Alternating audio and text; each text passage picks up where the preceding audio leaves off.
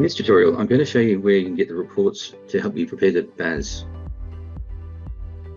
To find the BAS related report, on the left-hand side menu, go into Reports and click on Taxation. So click on Taxation, then click on GST. You just need to specify the date range to make sure it's correct. So it's in the we're going to do the BAS for the June 2022 quarter. So the financial year is 21-21 to 2022, which is correct. The range, we're going to specify it to be the fourth quarter. And the date range then has been changed to 1st of April to 30th of June, which is correct. Now, XYZ Psychology do their BAS on a cash basis, so we just need to change the type from accrual to cash. And then we run the report. And we just have a quick look at these figures here to make sure they look reasonable. So in terms of the total purchases, we've got 2410, and the GST paid on that is 219.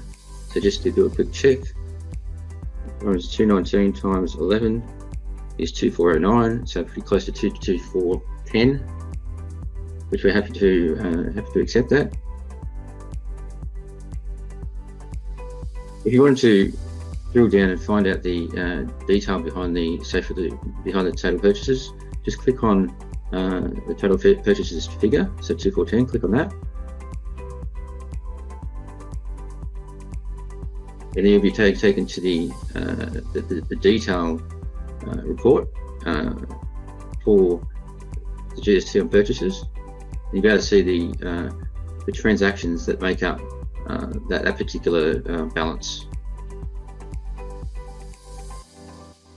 So we've got some obviously software rent, stationery, and the rent. That's $45 on the GST on the rent. There's a few different transactions that make up that total. We go back to the summary report, just click back. And we'll go back to the GST report.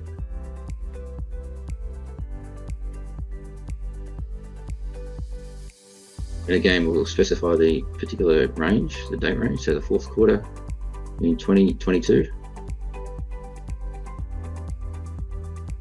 And change the type from accrual to cash, and we'll select that and run that report again, and back to the figures that we were after. So significantly, the other thing I just wanted to point out was that the GST collected is 0, being no GST on the sales that we make. That is correct also.